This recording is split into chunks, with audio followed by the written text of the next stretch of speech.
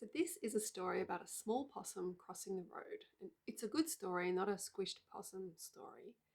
But more than that, it's a reflection about being thoughtful about what stories we share where in the context of cultural repair and cultural impact. So welcome to Collaborative Learning for Cultural Repair. I'm Liz Scarf. The other week, I was driving home from the print shop, actually, via the supermarket. It was dark already, and I turned onto a road by the shopping centre car park and pretty quickly had to come to a quick stop because on the side of the road there was like a small ringtail possum who was a bit undecided about whether to cross or not. Now there were two lanes on my side, a little island in the middle, and then another two lanes, all like within a 20 kilometre per hour speed limit zone.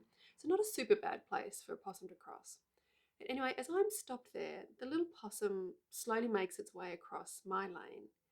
And now other cars are sort of stopped behind me, and a car is coming up alongside me in the next lane where the possum is about to go. So in that moment, I'm of course wondering, is the other car going to see the possum? Are they going to stop? Or am I just about to witness like squished possum? The other car does stop, and then we both just sit there waiting, watching as the little possum kind of scrambles onto the traffic island. And I noticed I was just filled with this sense of like team success, like this connection with the other driver that we had collaborated in a little moment to make that crossing safe. There's no pre-planning, no coordination. We'd both seen the same thing and reacted in the same life-affirming way. And I thought, humans and probably many other persons in this world do this all the time. We are like wired for collaboration and cooperation, and we do it in so many tiny ways every day that we don't even notice how cooperative we are actually. And when I got home, I told my household about the moment and then also noticed what a nice story it was to share. It made us all feel good about humanity and connected to our love of small furry creatures, and actually it felt motivating to kind of do stuff. It was like it was an upper of a story. It was uplifting.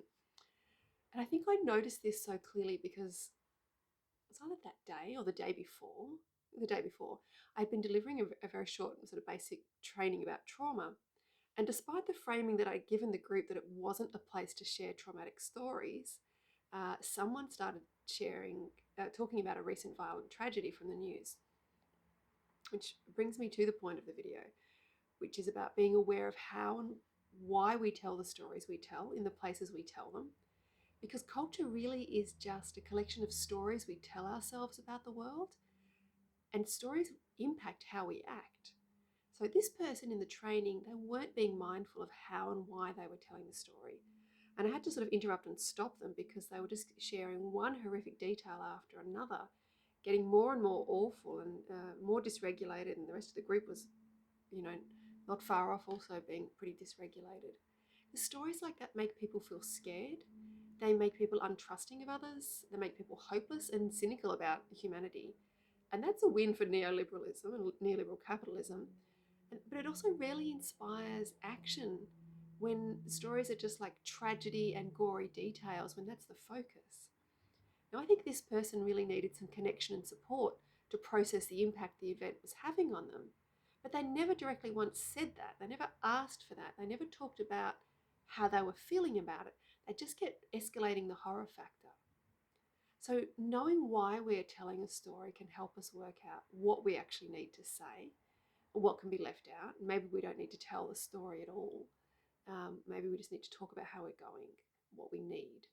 The motivations for storytelling can be very, very, very various, right? Really varied.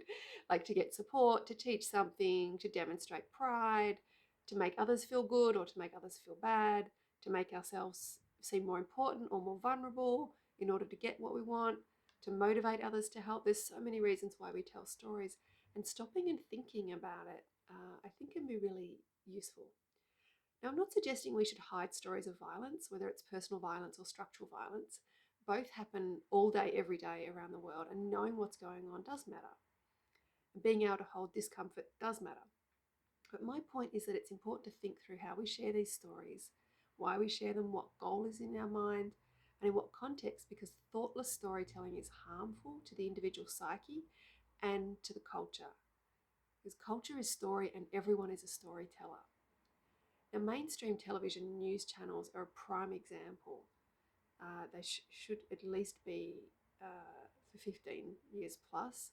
But anyway, I think they're really harmful. And in my role as a psychotherapist, I absolutely recommend people don't watch the news. And in my role here as someone interested in cultural repair, I also recommend people don't watch the news because TV news tells exceptional stories that kind of meet the if it bleeds, it leads criteria. But when we watch the news, we can't help but think this is what society is like. But it's such a misrepresentation because the majority of humans spend the majority of their waking hours just basically getting along with each other. So not watching the TV news is a good place to start, but we are bombarded with stories from so many sources these days. I think we really have to curate our exposure to representations of our communities, or else we'll get a really warped sense of what's going on. Our social media feeds can become just one horrific story after another that we just sort of scroll through for hours. And I think it's pretty rare that this motivates contribution, and it actually has the opposite effect of making us feel more hopeless and a little more depressed about the world, and therefore we contribute less. And there is a classic criticism of this position, right, around not choosing what you get exposed to, right? It's along the lines that not being informed is a privilege, which is often interpreted, especially I see this by white people who are scared of being called out or cancelled for not being impeccable with our privilege. It's interpreted as like, to use my privilege well, I have to be informed of everything awful happening in the world. Now, the logic is that people with less privilege have to live with these awful situations, so others should at least be aware of them. And secondly, be aware so that you might do something about it, right? But secondly, that privilege means you aren't as skilled at being with discomfort, and so exposure to uncomfortable information is good training, right? And as broad theoretical ideas, I think these are okay. But people's lives can't really follow broad ideas because the individual details matter, and each person is called to contribute in different ways. And if the kind of using your privilege to know everything that was horrible going on actually led to people acting more, I might think it was valid, but it just doesn't. Um, Now, I think it's definitely true. I don't dispute this, that having the ability to choose not to know every horrible thing happening in the world, that's a privilege for sure. But I think it's one that people should consciously use. I've worked with so many people burnt out by overexposure, leading to overhelping, and I've just seen nothing life affirming about this direction. Which brings me to the last point of my little rant. I just wanted to make the point that our attention is hardwired to be alert to threat. Neuroscience kind of tells this, right? And that's okay. But it is also trainable in that we can learn to notice other things as well. The Western culture doesn't train us to notice what serves cultural repair, it trains us to notice whatever serves to keep replicating structural violence, right? So being trained, we are constantly being trained by the information getting our attention as to what to pay attention to. So we have to kind of think, how is this actually serving the reproduction of systems of oppression and dynamics of inequality in society? And pretty much bet it is. Um, and so I think it's learning to notice where life affirming behavior is already happening. It's really important.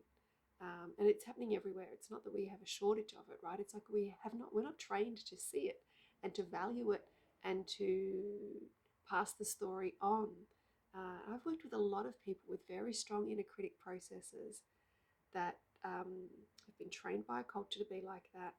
And it gets expressed sometimes as being very critical of others. And I've had them say, look, I don't even know how to see what's good or okay about others. All I can see is how people aren't good enough in some way.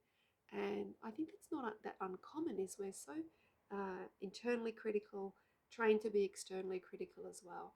But this is learnt, and we can retrain ourselves to some degree in this, absolutely. I'm not saying we shouldn't be thinking critically, but I am saying, to balance our thinking out with also thinking and observing for what is life affirming and good, and that these are stories worth repeating and sharing, and thinking about how we use stories to support cultural repair rather than replicate cultural harm.